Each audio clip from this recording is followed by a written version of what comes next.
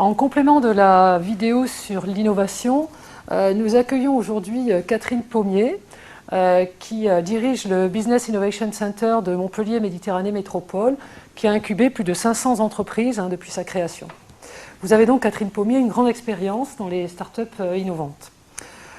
Comment détectez-vous qu'une innovation va trouver un marché, que son business model va fonctionner, quel a le potentiel d'être un succès? Alors une innovation, effectivement, il y en a de plusieurs sortes, mais sans rentrer dans le détail, effectivement, une innovation technologique avec un brevet, effectivement, on ne se pose pas de question de savoir si c'est innovant ou pas.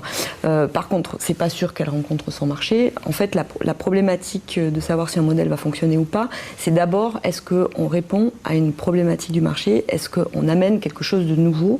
Mais il ne s'agit pas d'amener que quelque chose de nouveau, est-ce qu'on répond à une vraie problématique du marché? Donc, plus on a une problématique et plus on y répond et on amène une solution qui y répond, et plus on a de chances que l'innovation qu'on y apporte arrive sur le marché. Après, on peut avoir des innovations dans le modèle économique.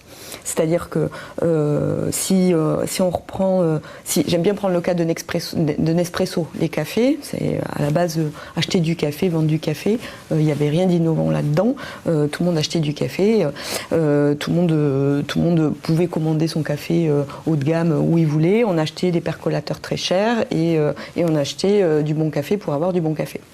Et Nespresso, là où il a été performant, c'est qu'il a rompu avec les modèles économiques existants. Sa vraie innovation, elle est sur le modèle économique, c'est-à-dire qu'il est parti sur le même modèle que les photocopieurs, en disant « je vais offrir aux clients un percolateur haut de gamme pas cher », même s'il y a un petit montant, mais qui reste quand même pas cher par rapport à la qualité du percolateur. Et le cash, je vais le gagner sur les consommables, c'est-à-dire le café. Avec effectivement du marketing, il y a de l'innovation marketing également, puisqu'il y a du packaging intelligent, de la customisation, etc. Et on était sur un modèle cash machine. Et alors un modèle qui va fonctionner, un modèle économique qui va fonctionner, c'est un modèle qui, on fait l'effort commercial une fois, et ensuite c'est automatique. Si je reprends l'exemple de Nespresso, l'effort commercial, une fois que j'ai acheté la machine, je suis coincée, je vais racheter les consommables. Et une fois que j'ai ma machine, je ne vais pas changer de machine, je ne vais pas acheter un autre café, j'ai ma machine. Donc je suis coincée. Donc là où le modèle est intéressant, et pas que sur Nespresso, mais quand on réfléchit à son modèle économique, il faut dire quel est le moyen pour que j'ai un effort commercial minimal à faire et un retour en vente maximal. Donc en gros, c'est limiter l'investissement. Si je compare avec un éditeur de logiciel, il va aller voir 10 clients pour vendre 10 fois son logiciel.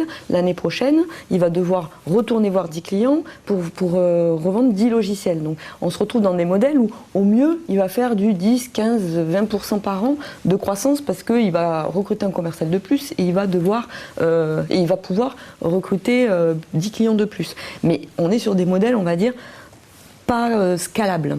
Voilà, sur des modèles scalables, quand on parle de scalabilité du projet, c'est comment je trouve un modèle qui va me permettre de vendre une fois et d'encaisser et que ça se duplique et que ça se relaie et que voilà.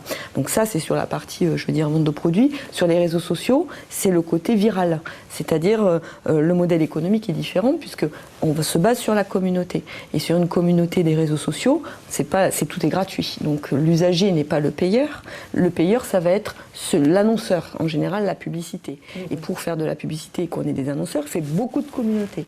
Donc là, on va devoir réfléchir à comment je construis une communauté maximale pour pouvoir attirer des annonceurs publicitaires qui vont me payer la pub en ligne. Voilà. Et toute la question du modèle économique, c'est aller vite et ramener des sources de revenus le plus rapidement possible pour la société.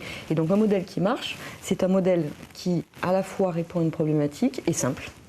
Si c'est trop compliqué, l'usager s'y retrouve pas, et qui permet aussi aux uns et aux autres de retrouver leur intérêt.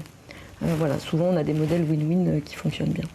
Donc l'innovation, qu'elle soit technologique, de business model ou de marketing, finalement, est un succès parce qu'elle répond à un besoin et parce qu'elle est scalable. On pourrait dire ça pour résumer. Un modèle qui réussit, c'est un modèle qui répond à un besoin, à une vraie problématique et qui a une scalabilité. Quand cette première phase a été donc un succès, la question, et ce sera ma dernière question, mais la question qu'on se pose, c'est que comment l'innovation qui a connu ce succès comment la maintenir, comment faire face au risque d'être imité. Alors en dehors de la protection juridique qui existe pour certaines innovations technologiques, comment donc l'entrepreneur peut-il se protéger de cette imitation? La rapidité. Alors, il y a la rapidité dans, justement, c'est là l'intérêt, c'est toute la problématique de trouver un modèle scalable. C'est plus vite, on a un modèle économique qui permet d'être le premier sur le marché et d'aller vite, plus vite on ferme la porte aux nouveaux entrants. Donc on est vraiment sur des... si vous regardez Blablacar, c'est parfaitement copiable, sauf que Blablacar, ça a été le premier à être sur le marché, et donc il faut aller vite. C'est la rapidité d'exécution, c'est la rapidité de construction de sa communauté. Je suis le premier à avoir cette idée. C'est pas défendable par un brevet, mais même une start-up qui dépose un brevet peut se faire attaquer sur le brevet ou se le faire copier, elle n'a pas les moyens de le défendre. Mais un modèle économique, sur l'innovation, la meilleure défense, c'est effectivement la rapidité de déploiement de son produit sur le marché. Il faut aller très vite dans le déploiement. C'est-à-dire, je suis le premier, je me développe vite, donc je bloque l'entrée des autres pendant un certain temps, mais ça va arriver puisque au fur et à mesure ça se développe. La deuxième barrière, ça va être de continuer à innover. C'est un processus permanent. J'ai fini un produit, je le mets sur le marché, je commence à réfléchir au suivant. Il faut qu'on réfléchisse, regardez Apple. Apple, il n'a pas fini de lancer son iPhone 6, qu'il est déjà en train de lancer le produit suivant.